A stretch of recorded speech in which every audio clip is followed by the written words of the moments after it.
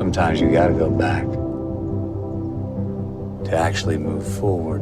Back in 2007, Lincoln introduced the first of 5 models, whose names would all be 3 letters starting with MK. Meaning to be an homage to their old Mark series that ran for over 40 years, it was Lincoln's hope that this alphabet soup of car names would make them appear more like European brands that had been using similar names for decades, as well as Cadillac, which started doing the same just 5 years earlier. I've been driving a Lincoln since long before anybody paid me to drive one. Most of the Lincoln lineup would switch to names that were the same except for one letter, so it didn't take long for the buying public to lose track of which car was which, leading to Lincoln to give up the MK names and return to real car names once again. This is the story of Lincoln's second and less successful Mark series. This is my old car. But you don't buy a Lincoln because it makes sense. You do it because you love it, or because you're an Uber driver. Lincoln's alphabetic naming of their cars started with their first car in 1921, the Model L. That was followed in 1930 with the Model K. Lincoln would then switch to more classic and memorable names for their cars that followed the Model K, such as the Zephyr in 1936 and the Continental in 1939. They also sold cars with some not-so-classic names, such as the Custom in 1941 and the Premier in 1956. Among those model names, the Continental would become the most synonymous with Lincoln, along with the use of the term Mark to designate each Continental generation. Although the first Continentals in 1939 didn't include the word Mark, Lincoln started using it with the Mark II in 1957, and in fact that one wasn't even badged to Lincoln, as Ford had briefly tried making Continental its own sub-brand. The use of the word Mark as part of the Continental model names was to emulate how Mark is used in Europe, although in Europe, the word Mark is abbreviated to the letters MK, and those letters are not part of the model name as they were for the Lincoln Continental. Why do you like the Lincoln Continental? I've got my standards. Lincoln also offered models named Continental that were a separate product line from the Continental Mark series. Having 2 car lines with nearly the same name caused so much confusion that by 1984, the Mark series, which by then was up to Mark VII, dropped the Continental part of its name. The Mark VIII, which began in 1993, was the only complete generation of the Mark series cars that didn't also carry the name Continental. Being a large coupe, a body style that had dropped in popularity significantly during the 1990s, the Mark VIII would end in 1998 with no successor.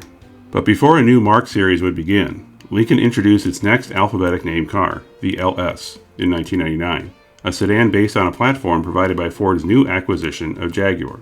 Lincoln originally wanted to name the car as either LS6 or LS8, representing the V6 or V8 engine options, but Lexus blocked this as they had been using the letters LS since it introduced its first sedan, the LS400, in 1989. And yet, surprisingly, when Lincoln offered to shorten their model name to just LS, Lexus agreed to it. The LS would be the first Lincoln since the pre-war Model K to be identified with seemingly random letters, but it still impressed automotive journalists enough to be nominated for the North American Car of the Year award. But after sales peaking at over 51,000 in the year 2000, sales continuously dropped each year after, leading to its end in 2006. Lincoln would bring back the Mark name, as in the full name spelled out, for its second attempt at a luxury pickup truck, the Mark LT, in 2006. Here the letters LT probably meant light truck, so at least here the letters didn't seem so random. There was no direct replacement for the rear-wheel drive LS sedan. Instead, in 2005, Lincoln revealed their next sedan would be front-wheel drive, and returned to an old nameplate, the Zephyr. This was once a name used on a sub-brand of Lincoln in the 1930s, as a Ford in Britain from 1950 to 1972, and as a Mercury twin of the Ford Fairmont from 1978 to 1983. The return of the name Zephyr to Lincoln was a thinly disguised rebadge, specifically the Ford Fusion and Mercury Milan, all of which were based on the Mazda 6 platform. But just to confuse buyers, Lincoln decided in 2006 that after only one model year of the Zephyr, they would introduce a new naming scheme where each model would be 3 letters, with the first 2 always being MK. This time they wanted the letters MK to be pronounced as Mark, so the Zephyr's new name would be Mark Z. Of course, when any US buyer saw these letters on the car, not surprisingly, they said MKZ, so Lincoln had to backtrack on its plan to use the European pronunciation. Having the former Zephyr be the MKZ sort of makes sense since it kept the old name's first letter, similar to how Cadillac changed the Catera, Seville, and DeVille to CTS, STS, and DTS. Although the MKZ shared the same overall body as the Fusion and Milan, under the hood the Lincoln got an upgraded engine, an all-aluminum 3.5-liter double overhead cam Duratec V6, which made 265 horsepower, but was still considered an entry-level luxury sedan, with a starting price below $30,000 US. In 2006, the rest of Lincoln's lineup was the Navigator and Town Car, two established names that they didn't want to change. So Lincoln's new model name plan would take over as new models were added to the lineup. That next car would be the MKX, which debuted in late 2006 as a 2007 model. Like most every Lincoln, it was based on a Ford, specifically the Ford Edge, which itself was still the same underlying Mazda platform that the MKZ used. Could also be upgraded from front-wheel drive to all-wheel drive. This time Lincoln didn't get the best engine, as it not only was the same V6 from the MKZ, the Ford Edge also had the same, but the price premium for the Lincoln included a panoramic sunroof and adaptive headlights that would swivel to match the direction of the wheels. Still, if the MKX was parked next to a Ford Edge, the similarity could not be denied. Using the letter X in its name made sense here, as the MKX was a crossover, and it was not uncommon for other automakers to use the letter X in a name to identify it as a crossover, which is fine if this was the only crossover they would ever sell. But there would later be two more crossovers added to the lineup that made it more difficult for buyers to know which was which. But before that happened, Lincoln added another full-size sedan to their lineup in 2008 for the 2009 model year.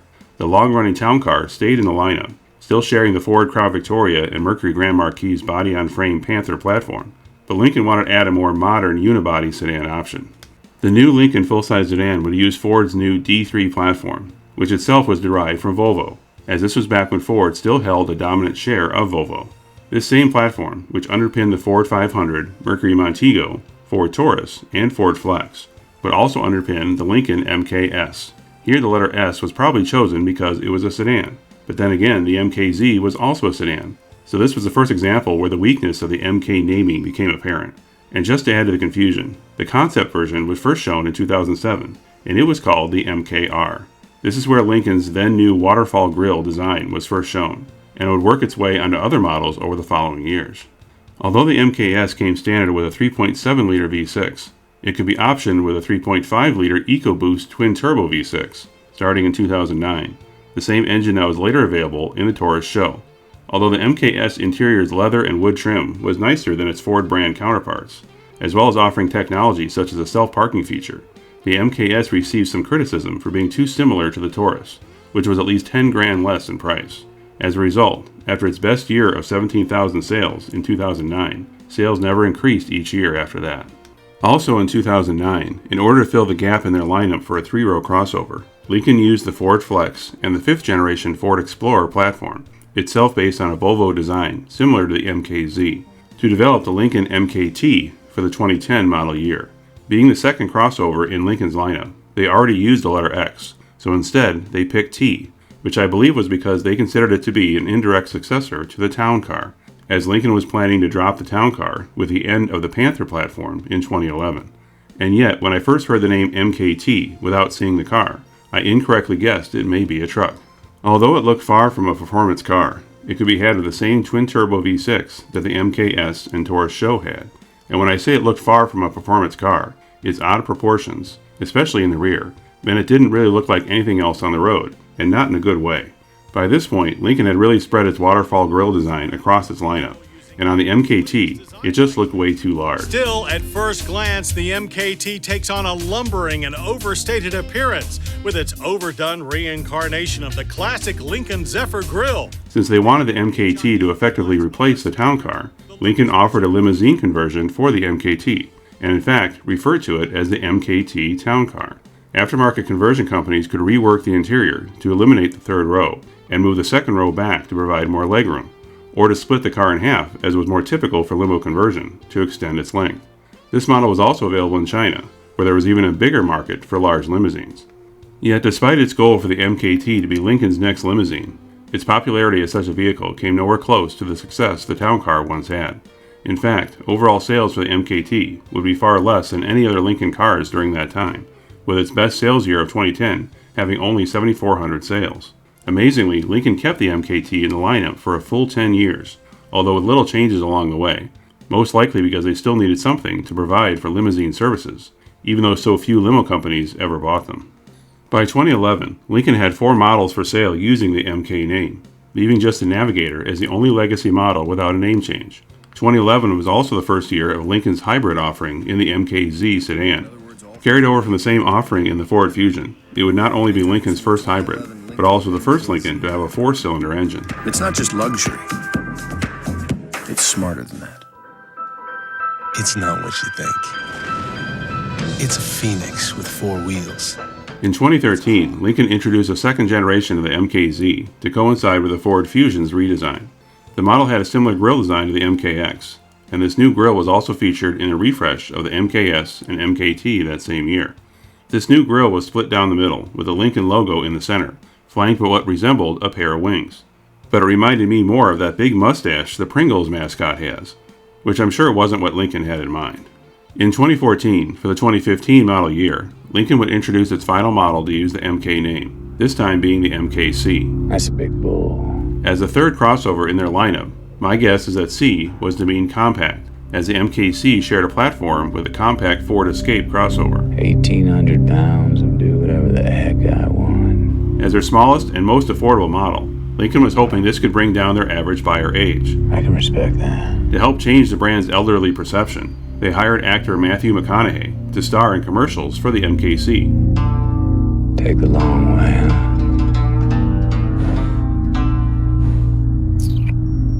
These ads proved to be so popular that McConaughey followed up with more ads for other Lincoln models.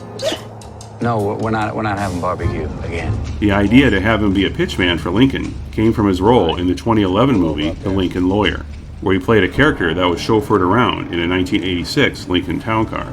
And the best confirmation of his popularity came when he was parodied on South Park. Sometimes you gotta go forward by going backward. And soon after on Saturday Night Live, with Jim Carrey taking over for Matthew. Dad, are you okay? I'm super good, bud. You're going 5 miles an hour. Not bad for a Lincoln. In 2015, the MKX entered a second generation for the 2016 model year, which corresponded to a redesign of its twin, the Ford Edge. Having once been Lincoln's sole crossover choice, it was now the middle option of 3, but still the most popular of the 3, with a bump of a few thousand sales in 2016 from the year before, to nearly 31,000 units sold. Similar to what Lincoln did back in the 1970s with its designer series, the MKX offered themed interiors, such as Thoroughbred, Modern Heritage, and Indulgence. As sales of large sedans across the auto industry were slowing down, it was no surprise that the MKS would be impacted. Its sales were never strong year to year, leading to a drop to less than 5,000 sold in 2016, its final model year, and the first MK car to end production. But this didn't mean Lincoln would exit the large luxury sedan market, as they replaced the MKS with a new model that brought back the Continental name for the 2017 model year. This would be known officially as the Continental's 10th generation, although there was a 14-year gap since it was last sold. This was a definitive moment for the brand, as it was a sign that they weren't going to be locked into the MK names forever. It was also the first Lincoln in many years to ditch the wing split grille in favor of a more restrained rectangular grille. I mean, you may never even sit in the back seat.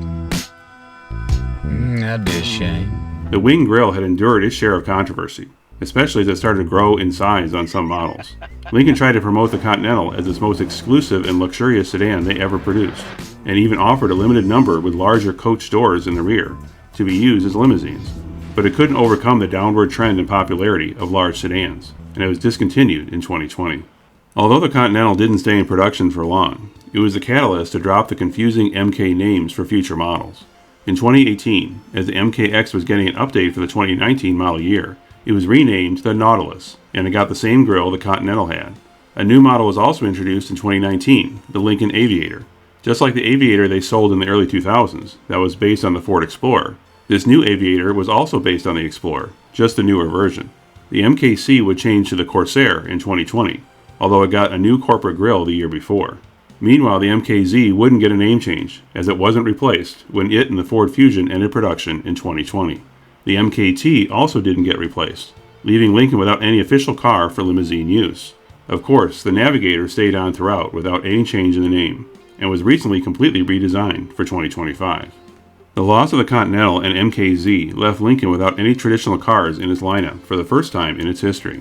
Two of its models, the Corsair and Nautilus, offer hybrid powertrains, with the Corsair offering a plug-in option, but no fully electric models.